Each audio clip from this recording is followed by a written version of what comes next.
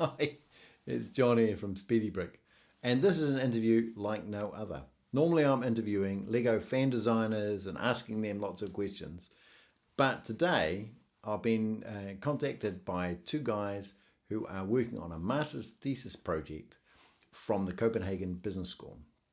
So the Masters Thesis project is about Lego and Formula One collaboration. So it's kind of in my wheelhouse. I'm a big fan of Lego and I'm a big fan of Formula One. So they've got lots of questions to ask. We've got Nicolaj and Martin, and let's go. Yeah, we should maybe just introduce ourselves to your audience. My name is Nicolaj. And I'm Martin. And we are doing a master thesis here in Copenhagen. We are both Lego enthusiasts, and we are exploring how collaborations between Lego and car brands, like particularly F1, is perceived in these Lego communities and also in the F1 communities. We also really would like to invite your community to participate in this dialogue. Maybe they have some views upon some of the questions that we ask you here. So drop it in the comment section below. We will be very, very happy to read all of them. Sounds good. So yeah, that's what we are really looking into and are really excited about. Maybe you could briefly introduce yourself. Yeah, absolutely. So my name's John Varson, and I go by the alias Speedy Brick on YouTube and on social media. I live in Holland, but I'm actually from New Zealand, and my main hobby is Lego, as you can probably see and tell. I've been involved with Lego this time round, really since COVID came along, and the rocket there behind me was kind of starting it all off. We were walking through a mall, and my wife saw it, and she said, "Oh, do you want to have that?" And I said, "Yes." So that was my first official Lego set this time round. Yeah, really cool. Well, that makes sense with your really great accent that you're from New Zealand. Oh, great. So how and when did your interest in Lego begin? I started when I was a kid, and it was quite difficult to get Lego back then. I mean, it's a long time ago, right? So I think probably my first set I got 55 years ago or something like that. But when my father used to travel, he used to always bring back these little, I guess it's equivalent of a poly bag now, little sets when, maybe he brought it at the airport, I don't know. But he came back from Europe, and then he would always give us these little Lego sets. And we had quite a lot of Lego, if I remember correctly, when we were kids, up until about 10 or 11. We got quite a lot of Lego sets, my brothers and I. But it was really, kind of rare and expensive back then. So, and it was totally different from now, right? So you had to use a lot more of your imagination. It was much more around the Lego classic stuff. So you had to design everything yourself. But when you got a set, there was always kind of 3 or 4 things you could do with it in the idea folder that you got with it, right? So, and the instructions weren't very good. So, yeah, really cool. Your imagination. Yeah, exactly. But that's also where our passion really comes from. It all started when we both were kids, like getting into cars and discovering Lego, and that you can really build your own creations as you do on your channel as well. Yeah. So really cool. What motivates you to participate in these Lego communities? Like, is it knowledge sharing, inspiration, social interaction, the technical aspects? If you can elaborate on that. There's a lot of different things that I think, when I was started, kind of restarted, and I was playing around, I was building some helicopters and building some airplanes and building some cars and things and spaceships, lots of spaceships. And it was during COVID, and my wife was quite annoyed that I was doing this all the time. Every time I would show her, "Look what I've made tonight," she would think I'm absolutely being childish. So I was looking on YouTube and getting a lot of inspiration from stuff like that. But what I missed was kind of the discussions with designers and understanding what people were doing and learning about other people. And I must say, I've been extremely lucky to kind of meet a few people, and then I've been curious. So I've been talk to them about it and learn about some of the techniques that they're building, and it's kind of gone from there. So kind of this sharing of ideas and being inspired by other people, and then building their models and learning some of their techniques. I just find that really interesting. And it's not just building a standard set, it's kind of trying to make it better or improve on it, or that sort of thing. I like that. And obviously the social interaction, like just in this last weekend just gone, I went to a Lego event called Bricks for All, and it wasn't really a typical thing I would have gone to, but there was not many cars there, and I'm building mainly cars. But there was one Formula One car. It was a Williams FW16, and this is a really good example because it's the same scale as this icon set. So I reached out to the designer. He's in South Korea. I said, do you want to talk about it? So he agreed to have an interview, and he sent me the design file, and I reached out to the guy who made the sticker sheet for it, and he's sending me the stickers. And one of my friends is printing some 3D printed wheels for it. This is just kind of an example of it. But kind That's of really cool. I think that's quite interesting in itself, just being able to do that. And that's what kind of inspires me to get into it, more deeply than otherwise. Not just buying a set off the shelf Yeah. and making it, right? So I was thinking also, it sounds like that you have a lot like interest in this because you are able to create your like own visions of something like that this brand Lego makes, and it also creates a big community around it, right? Yeah, exactly. Yeah, exactly. Yeah, okay. So Yeah. that's really interesting also that you have this Lego tire. Is it like printed in plastic or is it Yeah, what's the material? I'll talk about it a bit in a little while, but we did this Okay, test cool. yesterday just to Hmm. see if it would work. So it's in the wrong color, and he wanted to see if he could print the letters in a different layer. So he's testing that today. So he's going to print the wheels Yes. in black and the letters in yellow. But kind of it's just a test. Yeah. Are you also engaged in like car or motorsports communities? No, but I used to be. I used to when I was living in New Zealand, we were involved. I was involved in the watch industry, and as part of our sponsorship activities, we owned a Porsche Carrera Cup team.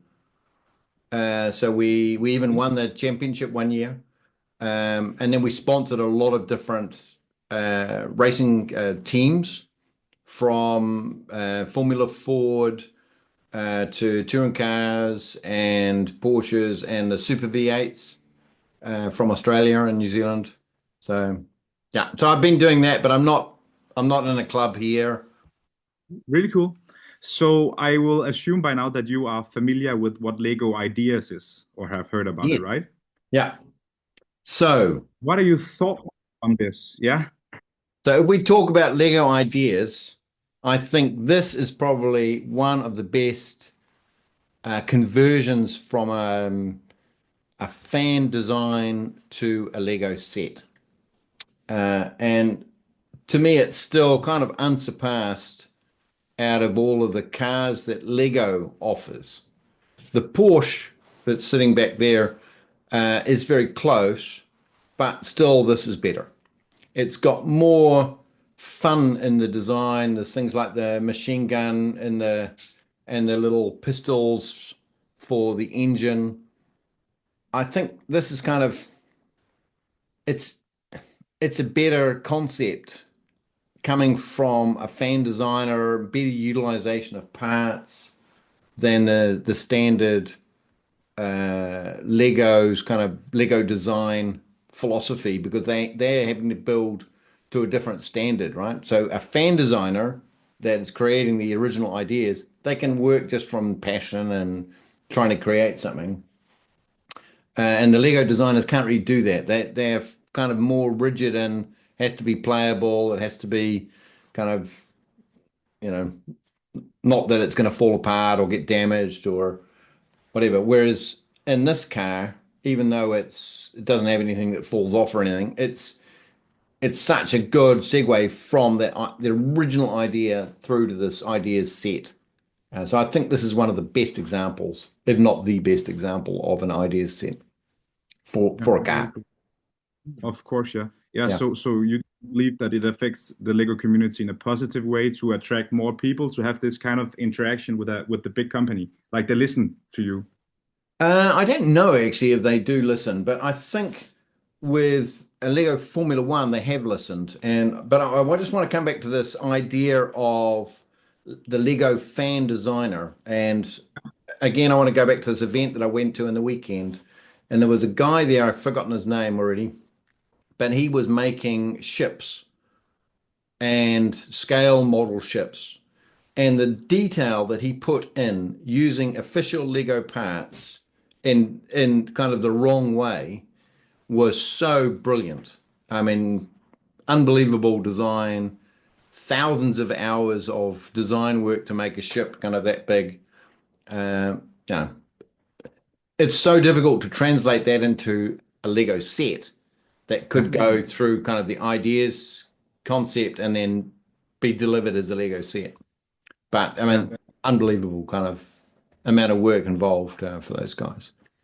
yeah. Sounds really interesting as well. Like, does it change the way you see the brand Lego that it has this interaction and people like can sort of create their way and Lego can use it in their sets? Yeah. So I think as long as they recognize that they're using somebody else's idea, and I don't know if it's my original idea, but I made this mock of a Ferrari F1 car, right? And I put it on Rebrickable, and was thinking, how the hell can I make these wing mirrors? And I came up with this idea for this using the spoon. Okay. Ah, Yeah, yeah, yeah. That's Uh, really clever. yeah. And then 3 months later, Lego came out with a set using a spoon. Now, I don't know if they just copied my design, but maybe they did. But they didn't tell Okay. me that they copied it, right? So maybe they didn't copy it. Maybe they just came up with the idea themselves. So Yeah, it could be like, but I hope that they will hand you some money if they copied your idea. yeah, yeah. So I But think as long as they kind of listening and adapting, that's good. There's certainly with this model, with the Williams version that's coming in March 2025, they've listened and they've put big wheels on the back. With the Speed Champion sets, with the new Formula One cars, they put the slicks on. They listened from this 2022 car, which was just a little hubcap thing. yeah, Here they made slicks. So they listened for that. And in 2025, now they're going to have wider back tires and skinnier front tires. So they've listened to the fans, or there's a new designer who finally got, the idea through. But again, one of the challenges that we have as kind of fan designers compared to the Lego guys is we can't invent a new part, unless we 3D print it like this. mm, You know? But the Lego design team can just invent a new part. They can design a new part. So for the new Speed Champions, they didn't have to invent and come up with a clever solution for doing this representation. They just made a part. They made a new mold and made a part. So it's kind of cheating, right? yeah, yeah. It actually takes something away from that perspective of being like creative when you are making those mugs. Yeah. Yeah. And one of the challenges and one of the the things that inspires you is kind of how do you represent something with the parts that are available. So if you go back to the when Lego started making Formula One cars, because I know that's what you guys are really interested in. Back in 1975, they came out with their first set, the 392, and it was a Shell branded Formula One car. But yeah, there was no special parts, right? They were all just rectangular parts. But they Mm. still could, you could still make a Formula One car. Didn't look like anything like it does now, but okay, it was still pretty Yeah, cool. but it's all about the creativity, I guess. Yeah. Yeah, and using your imagination. Yeah. Yeah, exactly. Interesting point.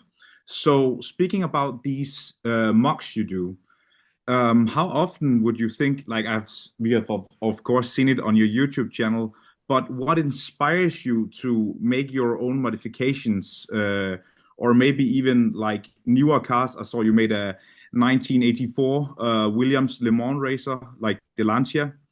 Yeah, Mock. Uh, that wasn't what my ins design. That Yeah, yeah. wasn't my design. Yeah, that was a mock from somebody else. Okay, okay, Yeah. okay. Yeah, so that's Yeah. one of the things I really like doing is I've met these different designers and I talk to them as well, and then I build some of their designs. And some of these people are just so brilliant in their in the effort that they've gone into to creating these new designs. I create my own mocks as well, but I make many more other people's designs than I make of my own. Most of the time, I'm just building cars. Like I this is a I made a video about building this car or updating it, making a digital version of this car, and I made this a couple of years ago. But kind of what normally the process that I personally go through is kind of I'll see something like a set. This is a car from 2007. That was from the Ferrari Victory set, I think it was. And I thought, okay, that car looks it looks pretty good. Looks better than a lot of the Speed Champion sets from 2015, but it looks odd. So I wanted to make a kind of a more accurate representation of it. So I made this one, and then I've just recently updated that and made digital instructions and kind of tried to make it better. Really cool. So you take the product you built in with your hands and put it in the studio version so that people can see it like Yeah, so in if what? somebody wants to build it, Yeah. and then what I've tried to also to do, hold on, I have to move my chair the other way, is I've also made a mock here. I don't know. Oh, is it a Ferrari garage? Oh. So That's cool. back in the day, in 2007, they had the Lego Races series, and they had all these Ferrari sets, and they had a like a garage and a pit box, and these stickers are actually from that garage set, and some of the people are from that garage set. But just the other day, I thought I need to update it, so I made a new version, and I've got this kind of diorama in the front here for for the uh, pit pit itself. So I've got here there's 19 guys here around the car changing the tires and refueling and whatnot. And then I've got guys in the inside as well for It's really cool. And it also like reflects VAT. the real life with the double garage, right? Yeah. Yeah. And the set had a double garage. So Oh, it has. that's one of the cool things, and it's kind of missing today. I mean, Lego have just come out with this city sets. They're kind of naff. This was the equivalent of a city set then, and it was just so much better. It still meant you had to have a lot of imagination, but the building process was better. The cars today for the city sets are 6 plus. There's lots of big bits in there. There's not much. You can't do much else with it because all the pieces don't allow you to to modify it a lot. So you kind of have to start a lot more from kind of this level.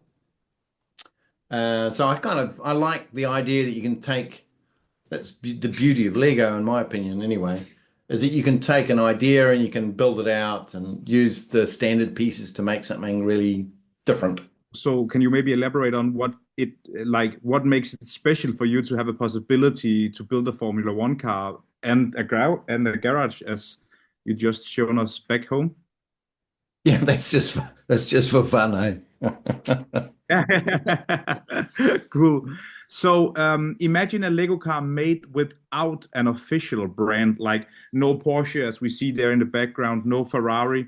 Would you still be just as interested? Why? Why not? Yeah, I don't know. So I've been thinking about that question a little bit because in the beginning, all the cars were not branded. They were all not official cars. And I think if the design is really good and you've got lots of possibilities, then it doesn't matter so much. But if you're trying to do something like this, then it's really important that they try to kind of be as accurate as possible with the shape and the coloring and the branding even with the logos. I mean, lots of people complain that this car doesn't have Marlboro on it, for example, right? That it doesn't have branding on the tires. Lots of people complain about that. Is it important? I don't know, but lots of people complain about it. Yeah, but that's also like there is a lot of people like making their own sticker packs for it, right? Also in the community. So you can have the one-to-one. Exactly, Ah, that's what I'm talking exactly. about. Yes, Yeah. really nice. So I've Okay, got some yeah. examples here to talk about that. So there's a couple of people that I work with or get stickers from. One is called the Brick Sticker Shop, and that's here in Holland. And this was for a Rothmans set, and this was for a design made by MV Carmox. So he works together with them, and they print them out. And this one is for a car that I'm building probably tomorrow. And this is from a guy in the UK called Matt's Brick Mox. And this is a design from Mad Dad Bricks from Australia. And he made this little baby. So this is the standard Lego F40. And he Yes, modified it so that it can open up the back and the doors open, and just that's like just the so cool. So I saw this online. I thought that's just so cool. I've got to build that. So I contacted him and then I've interviewed him and then we talked about lots of other things. And then he said, I'm designing something new. So I've been collecting the parts and I've got the sticker sheet from the UK. And then I'll build the whole thing and put that on a video coming out in the next few days. really cool. We'll be looking forward to that. Yeah. Jan, could you say to go back to the with or without the branding? Could we say that the branding gives some restrictions for Lego, but also for the It consumers? does. It does. But I think, I don't want to be too cynical, Mm. but if you look at the history of Lego's involvement with licensed products for Formula One, they've worked with Williams back in 2004. They worked with Ferrari from 2005, I think, through to 2010. And then since Speed Champions, they work with McLaren or Mercedes, really, um, Aston Martin. Ferrari also, right? Yeah, but that was kind of they did the Ferrari Ultimate Garage and this sort of stuff. Mm. Um, that was in the pre-22 series or pre-2020 conversion to eight wide. So that was in the six wide series. And in the eight wide, they've only done McLaren, Mercedes, and Aston Martin. And now Really cool. everybody. Yeah, yeah, exactly. Yeah, so both maybe restrictions, but also a lot of expectations, from the car enthusiast and the Lego enthusiast. When we saw the car, the icon car you showed us, where the wheels are not the exact size, that Yeah. gives some bigger expectations because we as car enthusiasts, we will see that. We go into the detail because of Yeah. the brand around the car. Yeah. So that's really why I like the icons concept more than the Speed Champions size for accuracy, and also more than Technics. So you can see this big Technics model behind me there, the Red Bull. That's not a Lego set, actually. That's a raster set. But the concept is the same. So I think if you're trying to be accurate, then branding is really important, right? But then Lego don't want to have cigarette sponsors on there. I mean, you would never get them to put Rothmans on a model, so it's not going to be accurate anyway, right? Um, they're not too worried about scale. Some of their models are designed for adults and some are for kids. The kids don't care anyway. It just needs to be a representation. So I think for a kids model, doesn't really matter. Just make it F1 or something, or make it racing cars or something. I don't think it matters so much. But for fans like me, we want to be able to, if we're spending 100 euros on something, we want it to look like the model, Otherwise, we'll go and build something else, right? Or we want to be able to make it look like that model. So like this guy I talked about before, the guy from South Korea, he came up with a design. He spent lots of hours and hours and hours designing it, working it all out. And then he's created it as a digital model, and you can buy the instructions for it and build it yourself, right? So that also creates an opportunity for people like the sticker companies or the designers who are selling designs to create some revenue stream, which is also extremely good for Lego because then they don't need to pay all the creative talent. They can just build some bricks and sell them. Yeah, that's maybe it's a choice by like it creates an opportunity even more for settling their business even harder in those communities because like Lego knows that there are some companies that will go further on this, and it gives more people to create something that they see their own or make it, like you say, just a bit more perfect of your own vision because the sets that they produce are maybe like they lack a little bit of attention to detail, I guess you could say. Yeah, yeah. So the risk for Lego is that you get sets like this, and this is also from Ruster, Yeah. Dusty. But here they've got the proper width tires. This is a 24th scale model, and you can't buy these tires from Lego. So if you want to build an accurate model in this sort of scale of a Red Bull, you need to buy it from Ruster. Right? Okay. You Yeah. can't buy the size wheel from Lego in this width. For my Interesting. Ferrari mock, it's got skinny wheels on the back. So I couldn't buy a wider wheel at this scale, and this is a 30.4 wheel. So I can't buy one from Lego, but I can get a set from Ruster with the right size wheels on it. I can't buy the wheel from them either, right? But so Oh, I might you have need- to I might have to 3D print that. yeah. Yeah. I see. Okay, interesting. Yeah. So, speaking about this collaboration with Lego and Formula One, can you elaborate a little bit on how did you first hear about it and what were your thoughts about this when Lego announced their Formula One collection? Um, I heard about it on social media, I think. I mean, I'm following lots of people on social media that talk about Lego and Lego cars and Formula One, and I'm following every Formula One session.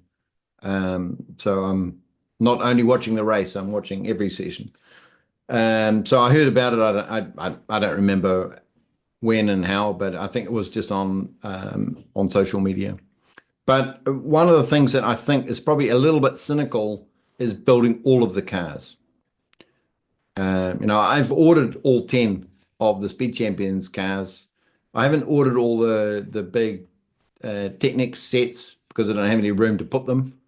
Yeah, but I think it's a little bit cynical. I think they should have just picked, the top teams because that's what the fans are interested in.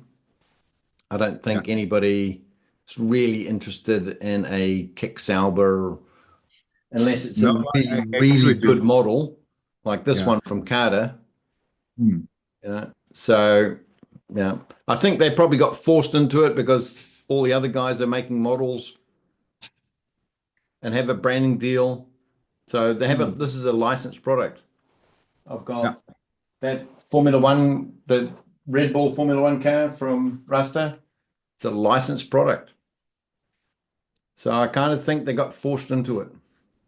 Yeah, probably with writing a license with the whole Formula One, then you have to make all cars. You can't Yeah. choose your.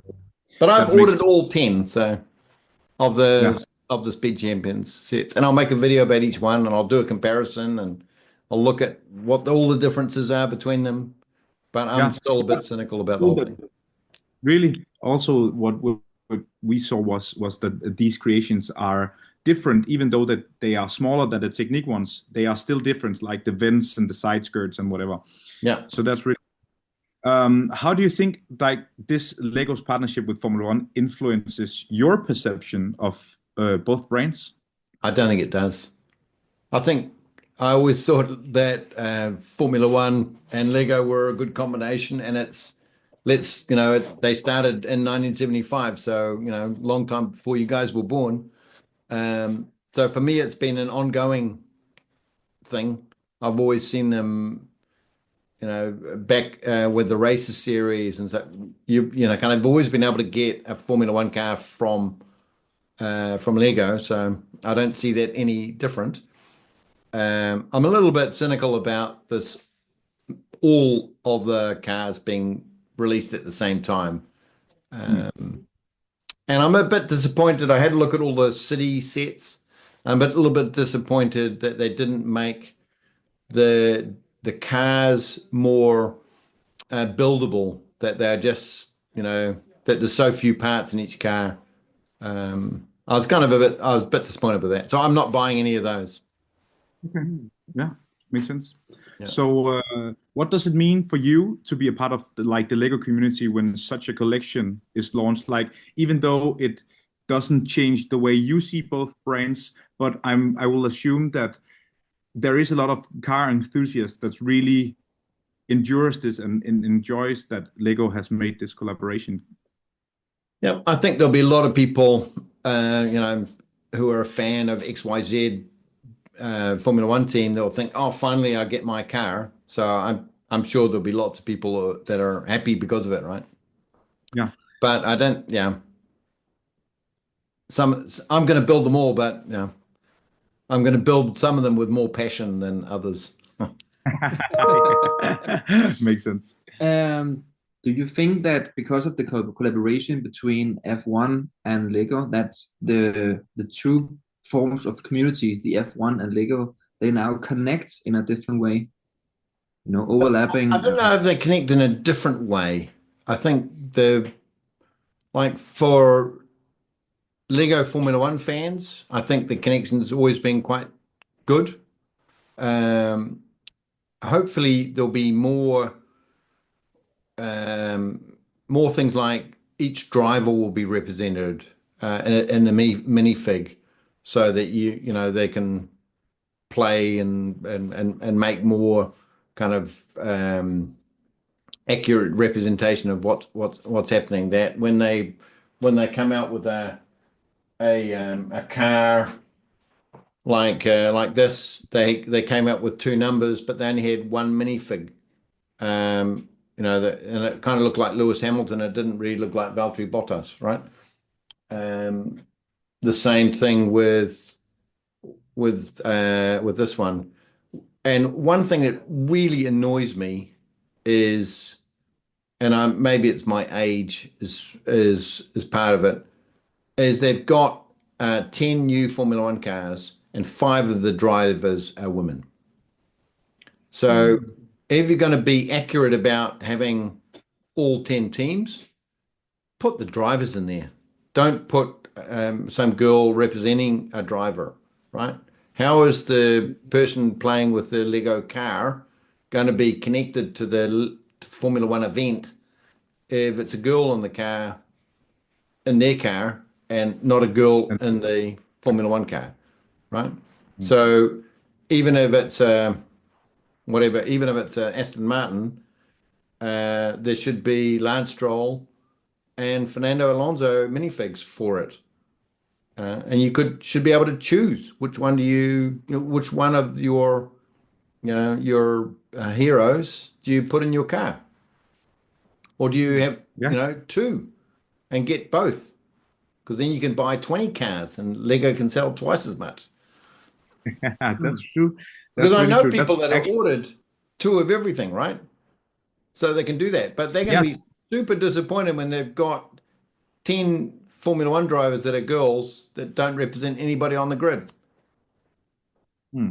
Mm. Yeah, that makes sense because we have also seen like communities making small figures and stickers. Like I'm not sure that you can actually get like for instance Max Verstappen's number or Perez's or Lawson's number in the sticker packets from Lego. So people are already creating this to this set that is launching here in 1st of March. Yeah, So yeah, I've that's seen really those already. interesting. You can choose which number you Yeah, get. Yep, exactly. yep. Exactly. So speaking of this, can you maybe elaborate a bit on your feeling if you feel that these Lego car models represent Formula One in an authentic way? Why not? Yeah. So I think the city cars, no. Mhm. The icon cars, like this one, they're pretty good. And if they had fixed the tire in the first one, nobody would have been complaining. There's going to be some people complaining about the branding on it. Should have had the correct sponsors on the car. But if they had fixed the tires, nobody really would have been complaining. Um, but because they didn't fix the tires, and this piece here is is just really badly printed. It's very pale. It's more pale pink than white, and they didn't Yeah. print all the way to the end of the part. So, and they can do it. It's not like they can't do it, right? It's so this set was 80 euros. It's not cheap. If you're in Australia or something like that, it's $260 or something. It's not a little bit of money. Um, for us rich people like the Danes, it's probably still 80 euros, but 80 euros is not very much money in Denmark. But if you're in South Africa or something, it's whatever 400 rand or something. It's like a week's income. Hmm. So yeah. So in this scale, accuracy is really important, and I think they should strive to make it as good as possible. Same thing for the large Technic sets, like these 8 scale ones. I think maybe it's just my bias, but I think this is just too big. Where the hell do you? I mean, I've tended to have lots of things, right? So I've got more than 100 cars in this room, and most of them are Lego Speed Champions scale. Yeah, so I've got some bigger ones. I've got like 20 big ones. I've only got one this size because I've only got one place to put it, and that's it. I don't have anywhere else to put it. If I wanted to hang them on the wall, then I can't hang anything else on the wall, right? So what I would like to have is something that coming back to this size, which is much more displayable, is something this size that is also representing the modern cars, but not so much Technic, but this combination, like icons, this combination of system and Technic together. So you get this really good representation of what the car actually looks like, but you also get this functional things like the steering, maybe even having when you open up the back that the engine is turning or a gearbox or something in there. They can do it. It's possible. We've got some small Technic sets that have functions, so they can do it. Doesn't need to be that big. So that would be my wish, is that they put more. They think about how do people collect the stuff? How do people have the scale? Or or like friends of mine who've got these big models. They can only collect a few. I've got a lot more Lego than they have because I'm collecting smaller stuff, right? Hmm. Really cool.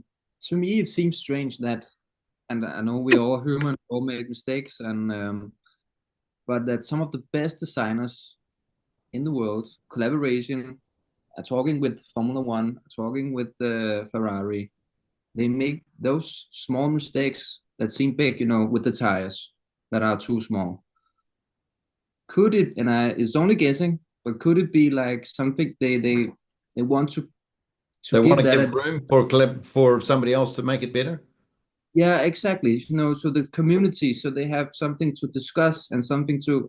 It's only a guess, No, I don't think but so. I think I'm going to be really cynical here, but this mold costs money to make, mm, right? And Lego make quite a few new molds every year, but I think every group can only make a small number. So the business group that is responsible for icons, they could only make this one mold, and they mm, couldn't afford to buy the second mold for the back tire. But this year they have a new car, so they can make a new mold. So now Ah, they have a wider tire. And they mm. know that when they put it on the aftermarket, everyone is going to buy an extra tire and they're going to do some modifications and then they're going to buy it and put it on this car anyway. So I think it's just cynical. It's about making as much profit as possible, not about giving us the opportunity to print some 3D wheels, which they don't want us to do. Yeah, because they they're not don't want us making 3D printed parts for Lego models. They don't want that, right?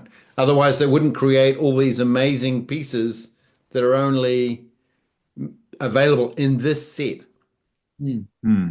and available in the Williams set that's coming next month. These pieces, I mean, I'm building this Williams FW16 from this guy designer in Korea. I brought an extra one of these cars so I don't have to buy these pieces extra because these pieces buy if you just buy these pieces by themselves and there's 8 in the set, they're €1.50 or something each. Yeah. The tires are €2.30 each. So I got a whole set for €50.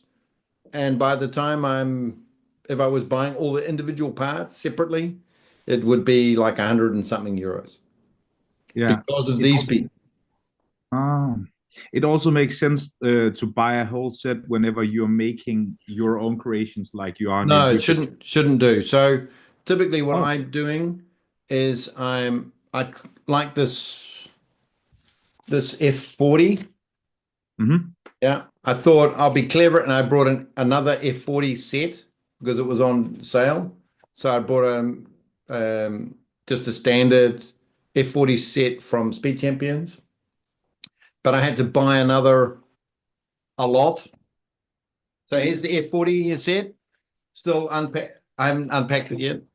And these are all the parts I have to buy extra Ah, Oh, okay. to make the model yeah. Okay. because it's so different. Hmm. So even all the special pieces I can't use. I mean, I can't use them for that model. I'll use them for something else. But but often it Oh. doesn't work that way. But I have uh 60, 70,000 pieces. So I have enough that I can go and find pieces for, and then if I don't have it, I just order it from Bricklink. Mm. And like this diorama I did, I needed more of these Ferrari guys. So I brought 7 from somebody in Holland on Bricklink. 2 days later, I got them. So, touching upon like Lego and the fun products in general, do you think that Lego and like this collaboration adds something to either the Lego brand or the Formula One brand? For sure, it adds something to Lego because they can sell more sets, right? I was really interested to see when they uh, made this big presentation at Las Vegas, also on the dome, and made a big deal about the Lego sets and were showing them there at the Las Vegas, even though we can't buy them until 1st of March. They were showing them there already. So I guess it is helping to bring a younger audience to Formula One. Um, yeah, I went to the first Formula One race I went to was at Spa-Francorchamps, which was also Michael Schumacher's first race in Formula One. So I went to this first race of his, which was an incredible experience, and it wasn't expensive. I think I paid 250 guilders back then, so it's like 125 euros or 120 euros For the entire weekend? for the weekend, yeah. And now what does it cost? So it's just, Formula One needs to make it easier for fans to get involved. I mean, I have this Formula One app. Last year it was 64 euros or 68 euros. This year it's 30 euros more.